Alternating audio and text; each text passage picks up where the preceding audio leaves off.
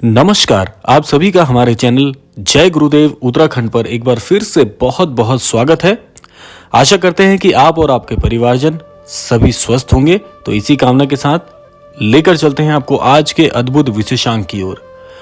आज के इस विशेषांक में 3 ऐसी अद्भुत बातें आपको बताएंगे जो कि महाराज जी ने हम सभी के लिए, सभी जनमानस के उद्धार के लिए बताई हैं, जो कि आप अपने जीवन में इन तीनों बातों को यदि शामिल करते हैं, इन तीनों बातों पे यदि अनुसरण करते हैं, निश्चित तौर पर आपके एक तो सभी कार्य बनेंगे, जीवन में सफलता के नए आयामों को प्राप्त करेंगे और कभी भी किसी प्रकार की जीवन में कभी भी आपको कमी महसूस नहीं होगी। तो आज ये 3 उपाय आप सभी के लिए बड़े ही लाभकारी होने वाले हैं। तो आइए बिना देर किए हुए लेकर चलते हैं आपको उन 3 उपायों की ओर जो कि आपको जीवन में अवश्य करने ही चाहिए। यदि आप अपने जीवन में कुछ सफल व्यक्तित्व को प्राप्त करना चाहते हैं, जीवन में कोई भी मनोइच्छा रखते हैं या स्वयं को आप चाहते हैं कि आपके जीवन में कुछ बड़े परिवर्तन आए, तो ये 3 बातें आपको कभी नहीं भूलनी चाहिए। अब वो 3 बातें कौन सी हैं? बढ़ते हैं पहली बात के ऊपर, जो महाराज जी कहते हैं। महाराज जी कहते हैं कि आदमी के पास जो धन होता है, हम सभी आप जानते हैं कि इस भौतिक युग में अपने जीवन का यापन कर रहे हैं, तो धन का भी अपने आप में एक बड़ा महत्व है। क्योंकि आप सभी जानते हैं कि हर कोई किसी न किसी कार्य क्षेत्र से जुड़ा है, तो हर किसी के मन में ये चाह होती है कि हमारी जो आमदनी है वह बढ़े, हमारा कार्य क्षेत्र बढ़े, हमें नई जिम्मेदारियां मिले, या हम जिस भी व्यवसाय को करते हैं उस व्यवसाय में हमें खूब तरक्की हो, जीवन में कुछ अद्भुत कर पाए। तो अब महाराज जी क्या कहते हैं? महाराज जी कहते हैं कि आपके पास यदि आप धन के लिए स्वयं को आगे लेकर जाना चाहते हैं, आप चाहते हैं कि धन की जीवन में कभी कमी नहीं हो, तो महाराज जी कहते हैं कि धन को आप खर्च करना सीखिए। जब आपके पास धन होता है तो बहुत से लोग आप जानते हैं कि कंजूसी करते हैं, अपने कार्यों में अपने हाथ को तंग रखते हुए अपने जीवन में धन का संचय करते हैं, जो कि एक गलत बात है। वैसे धन का संचय आपको अवश्य करना चाहिए, लेकिन धन का पर्याप्त इस्तेमाल करना भी बहुत जरूरी होता है। तो महाराज जी कहते हैं कि धन उसी व्यक्ति के पास आता है जो उसे खर्च करने का सामर्थ्य रखता है। जब तक वह पैसा खर्च नहीं करेगा तब तक उसके जीवन में धन का प्रवाह नहीं बन पाता है। यही वजह है कि पैसा कमाने भी चाहिए और खर्च भी जरूर करना चाहिए। साथ ही व्यक्ति को जो है बचत करनी चाहिए। बचत करना बहुत अच्छी बात है। कुल मिलाकर जीवन में धन का संतुलन बना रहना चाहिए। कहने का आशय है कि धन यदि आपके पास है तो उसको खर्च करने की सामर्थ्य भी रखिए, लेकिन खर्च इस प्रकार से करिए कि आप मितव्ययी बनी रहें। मितव्ययी का यहाँ पर आशय है कि आपको धन खर्च भी ऐसा करना चाहिए कि जिस स्वरूप में आपको धन के व्यय का भी आपको ध्यान रखना पड़ेगा कि जीवन में आप ऐसे खर्च ना करें कि कर्जवान बन जाएं। कर्जवान कोई भी नहीं होना चाहता, हर कोई चाहता है कि धन का संचय हो। तो यहाँ पर अपनी सूझबूझ के साथ, समझदारी के साथ उसका इस्तेमाल करिए।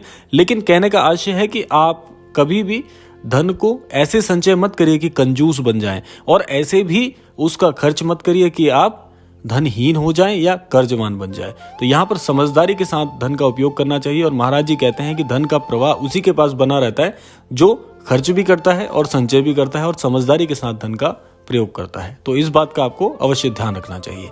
बढ़ते हैं हमारे दूसरे उपाय के लिए। महाराज जी ने दूसरा उपाय क्या बताया है? महाराज जी कहते हैं कि ऐसा व्यक्ति जिसका आचरण अच्छा होता है, जो ईश्वर में विश्वास करता है और अच्छे कर्म करता है, उसके ऊपर माता लक्ष्मी की कृपा सदैव बनी रहती है। ऐसा व्यक्ति जल्द ही अमीर बन जाता है। देखिए, जीवन में कौन नहीं चाहता कि हमें भी धनवान बनने का मौका मिले, जो कि सभी के लिए बहुत ही आसान सी बात है। देखिए, महाराज जी ने इसका भी उपाय बताया। महाराज जी कहते हैं कि जिस व्यक्ति के जीवन में कर्म अच्छे होते हैं, जो अच्छे कर्म को करते हैं व्यक्ति, और जो जीवन में कभी भी किसी बुरे आचरण का शिकार नहीं होते, जो बुरा आचरण नहीं करते, सभी के साथ एक सामान्य सा भाव रखते हैं, जो कभी ये नहीं चाहते कि जीवन में केवल मैं आगे बढ़ूं और किसी को जीवन में आगे बढ़ने का हक नहीं है, ऐसी बातों को, ऐसे बुरे विचारों को और दूसरों को कष्ट पहुंचाने में अपना समय व्यतीत करते हैं, तो ऐसा व्यक्ति कभी भी ईश्वर की नज़र में धनवान नहीं बन सकता। ईश्वर की कृपा भी धीरे धीरे उसके मस्तक से, उसके सर के ऊपर से धीरे धीरे से जानी प्रारंभ हो जाती है। और सही मायने में ऐसा कोई नहीं चाहता, जीवन में हर कोई चाहता है कि उसके जीवन में भी सुखी बनने का उसे भी उतना ही मौका मिले जितना अन्य जनों को होता है। तो इन बातों का आपको ध्यान रखना है कि कभी भी किसी का अनादर ना करें, सबको एक समान व्यवहार से देखें और सदैव जीवन में हर कार्य को ऐसे समझें कि हर कार्य भगवान के चरणों में समर्पित हो रहा है। अगर अपने प्रत्येक कार्य को आप इस माध्यम से करते हैं तो जीवन में कभी भी किसी प्रकार की कृपा आपके मस्तिष्क से नहीं जाएगी। महाराज जी सदैव आपके साथ खड़े रहेंगे और हर बुरी से बुरी परिस्थिति में महाराज जी का आपको पूरा पूरा सानिध्य मिलेगा। और यही हर कोई चाहता है कि जीवन में ऐसे ही दिन व्यतीत हों और सदैव ईश्वर की कृपा बनी रहे। तो यह है दूसरा उपाय, कभी भी किसी का अनादर नहीं करना है आपको। फिर से मैं बता देता हूं, जीवन में सदैव विश्वास बना के रखना है ईश्वर के ऊपर और ईश्वर की कृपा के लिए प्रतीक्षा भी करनी चाहिए। देखिए, हम बहुत जल्दी, जैसे मैंने कल के विशेषांक में आपको बताया था कि हम बहुत जल्दी ही क्रोधित हो जाते हैं, बहुत जल्दी ही यह सोचने लग जाते हैं कि ईश्वर हमसे नाराज हैं। तो इसलिए समय बहुत जरूरी है देना।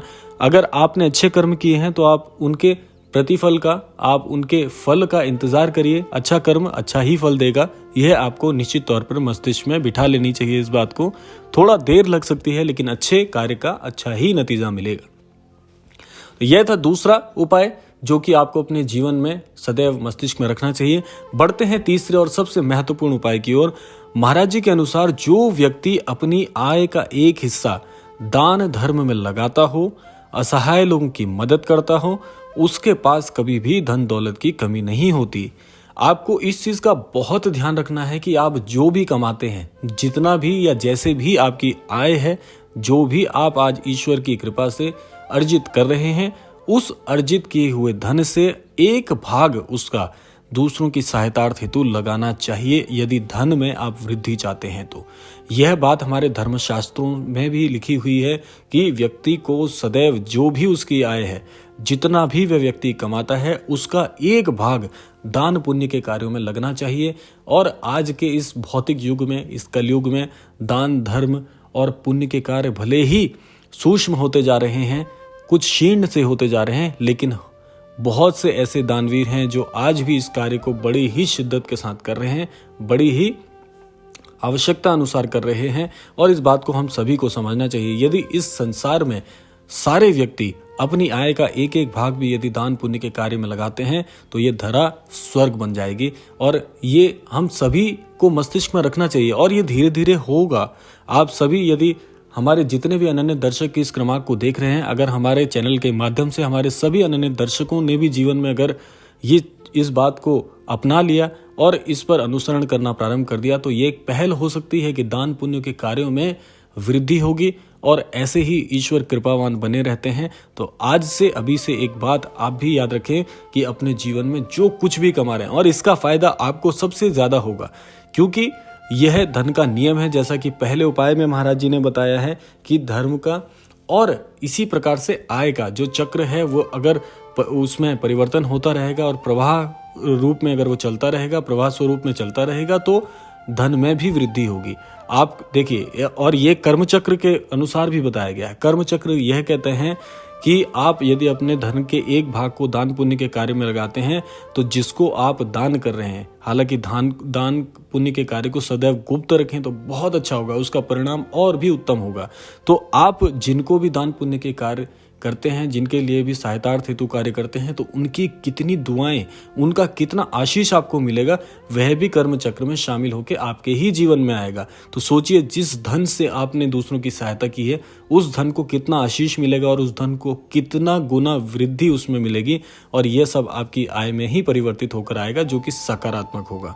तो ये मैंने आपको कर्म चक्र का एक छोटा सा एक उदाहरण स्वरूप में आपको समझाया। तो यह बात आपको याद रखना है। सबसे महत्वपूर्ण उपाय यही है कि अपनी आय से जितना भी आपने अपनी मेहनत से अर्जित किया है, उस मेहनत के भाग में भी दूसरों के लिए दान पुण्य के कार्य करें, और देखिए जीवन में आपको कितनी समृद्धि, कितना सुख और कितना आशीष ईश्वर से प्राप्त हो सकता है। तो यह थे आज के 3 महत्वपूर्ण उपाय जो कि जीवन में आपको संपन्न, सफल और आशीषपूर्ण बनाते हैं।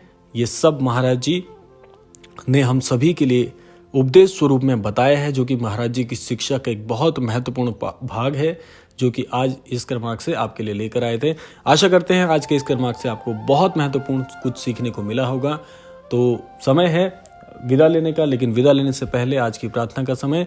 आज के इस विशेषांक से हम अपने सभी अनन्य दर्शकों के लिए महाराज जी के चरणों में एक प्रार्थना समर्पित कर रहे हैं कि हमारे महाराज जी सभी अनन्य दर्शकों को ये सीख अवश्य उनके लिए अनुसरित करें कि हमारे सभी अनन्य दर्शक इन तीनों उपदेशों से, इन तीनों उपाय से अपने जीवन में कुछ बहुत महत्वपूर्ण अर्जित कर पाएं और दूसरों की सहायता हेतु इसी प्रकार कार्य करें। सभी को महाराज जी सद्बुद्धि, सन्मति और आस्थावान बनाए, इसी कामना के साथ विदा लेते हैं। मिलते हैं अगले क्रमांक में, तब तक के लिए जय श्री राम, जय गुरुदेव, जय उत्तराखंड।